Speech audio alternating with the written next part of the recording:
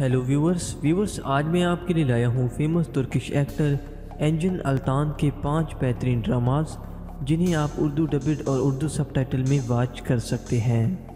Number 5، نجات famous Turkish drama serial تھا جو 2014 میں اردو 1 پر اردو ڈبڈ میں نشر کیا گیا۔ اس ڈرامہ سیریل میں انجن التان نے ڈاکٹر سردار کا رول پلے کیا۔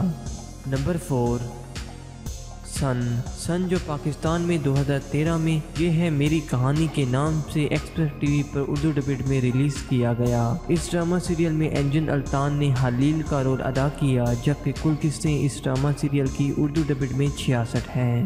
نمبر 3، کرسن 2019 کا famous historical Turkish drama serial تھا جو 2021 میں ایمیکس ٹی وی اور اردو فلیکس نے اردو لینگویج میں ڈبڈ کیا۔ اس ڈرامہ سیریل میں انجن التان نے پروسیکیوٹر اورہان کا رول پلے کیا۔